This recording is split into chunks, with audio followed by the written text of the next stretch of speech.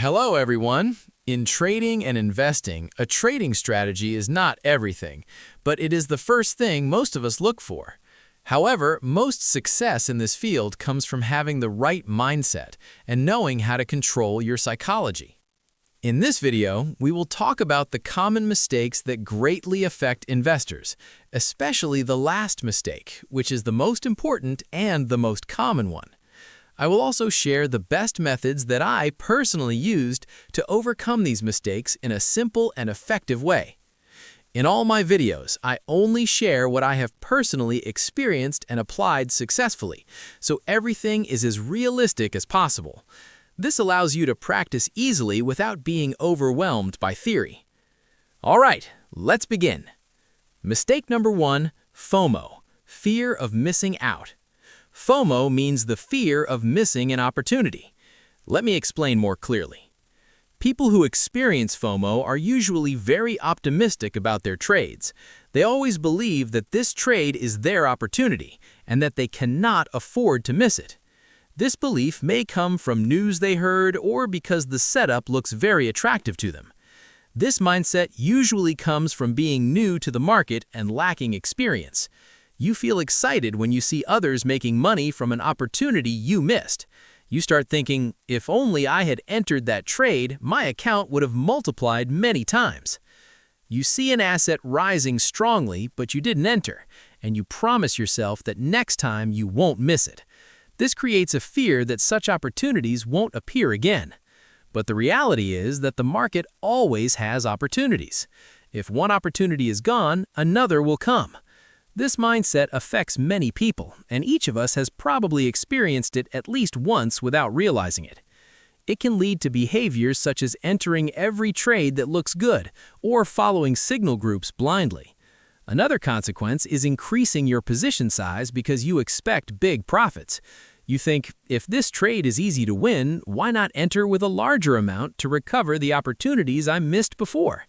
But how about if the trade goes against you? Instead of making a big profit, you suffer heavy losses that are difficult to recover from. Your psychology becomes unstable. You may blame the people whose signals you followed or seek help from others to recover your account back to break even. But those are not real solutions. I have personally experienced this phase, and here is how I solved it. You should leave those signal groups, especially chat groups where information flows constantly in real time. Too much information can easily influence your decisions. In fact, useful investment knowledge often makes up only a small part, while most of the content is just casual conversation. This does not mean you should isolate yourself completely. You can still follow channels that share useful and valuable knowledge, as long as they do not consume too much of your time. You should focus on learning and strengthening your internal ability. That is the most important thing. If you still cannot find good entry points by yourself, you should pause trading and invest more time in learning, instead of relying on signal groups. What you truly need is a clear entry and exit strategy so you can control your trades independently. Other people's analysis should only be used as a reference, not as a lifeline. Mistake number 2, revenge trading. This mistake can blow your account in just a few days or even a few hours. After experiencing losses, people who make this mistake stop thinking about capital management or position sizing. Their only goal becomes recovering what they lost. They start entering trades emotionally, increasing position sizes, and doubling down after losses. This may work a few times, which creates overconfidence. But if you continue, eventually you will lose everything. The market and other people are not responsible for your money. Only you are 100% responsible for it. The root cause of revenge trading is money itself. When we lose a large amount, we feel a strong desire to recover it. The more we want revenge, the more we trade, and the more we lose. The more we lose, the stronger the revenge impulse becomes until all the money is gone. So money is controlling us. To regain control, you can do this. Each time you deposit money, deposit only a small amount. Many people recommend risking 1 to 2% per trade. Instead of depositing a large amount and trying to control risk, you should only deposit the amount equal to 4 to 6% of your total capital. This is enough for 2 to 3 trades. This way, even if you lose emotional control, the maximum loss is limited. If you want to continue trading, you must deposit again. This extra step gives you time to calm down and think clearly, instead of blowing your entire account quickly.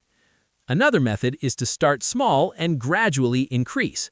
Losing $10 feels very different psychologically compared to losing $1,000. With small amounts, you focus on logic and strategy. With large amounts, you focus on money and emotions. Personally, whenever I focused on money, my psychology was affected. But when I focused on following my strategy correctly, my account grew naturally over time. Starting small helps your brain develop discipline and logical thinking. This is the method I used successfully. However, this method may not work for everyone. If someone has a strong gambling mindset, they may continue depositing and losing anyway. In that case, no method can help unless they change themselves. Mistake number 3, taking profits early and holding losses too long. This is one of the most consistent causes of losses. Psychologically, nobody likes losing money. When a trade goes into loss, closing it confirms the loss, so we hope the price will return to break even. Sometimes it does, which reinforces the habit, but eventually the price moves further against us and the loss becomes much larger. On the other hand, when a trade is profitable, we fear losing that profit, so we close it early. As a result, profits are small and losses are large. In the short term, you may still profit, but in the long term, losses will outweigh gains. To fix this, you must build the habit of setting take profit and stop loss. At first, you don't need a high reward to risk ratio. Just set take profit equal to stop loss, 1-to-1 ratio. Practice using a demo account or small money. After entering a trade, set both TP and SL and do not interfere. Let the market decide the outcome. Do this consistently for weeks or months to build discipline. Even if you don't make money immediately, you will gain something more valuable, experience and good habits. You eliminate bad habits and build strong discipline. These are not just common mistakes, they are mistakes that every trader will face. They are like rocks on your path. You have 2 choices, turn back or move forward and overcome them. There will be many obstacles, not just these 3. Your job is to overcome them one by one. I hope my sharing is helpful to you. I wish you success on your investment journey. If you found this video helpful, please subscribe so you don't miss future content. If you want, I can also rewrite this into a professional YouTube script version that sounds more native and powerful for an international audience.